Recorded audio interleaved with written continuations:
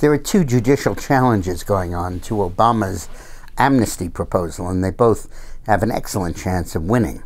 One of them was decided on a temporary basis just the other day when a judge in western Pennsylvania, U.S. District Court judge, in connection with an issue that involved deportation of an immigrant, said that the policy of amnesty was unconstitutional and violated Obama's powers. He calls it a power grab, reminiscent of the title of our book.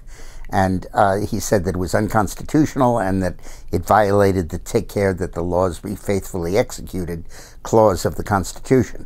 His ruling is only binding in that one particular case because it wasn't a generic challenge to the order, but it provides a foretaste of what the courts could do and how they'll look at this.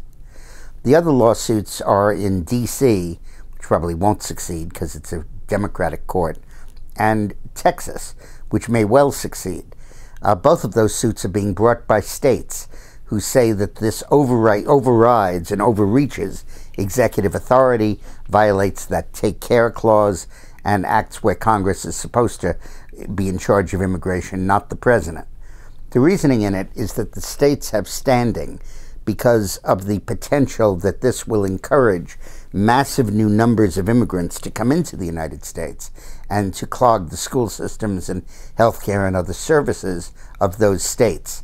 Obama argues back that that's conjectural and hypothetical and can't be the basis for granting standing.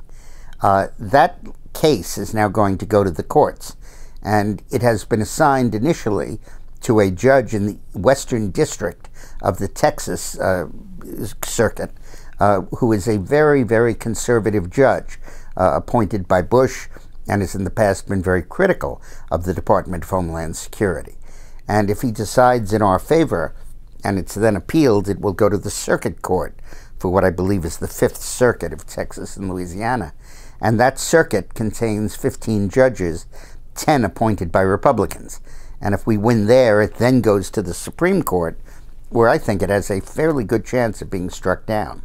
So this isn't over yet. And then, of course, Congress has delayed giving a full appropriation to Homeland Security, waiting until the end of February for funding it only through then, and then it'll revisit the issue, and at that point, under a two-chamber Republican majority, may craft the budget in such a way as to stop the implementation of that executive order.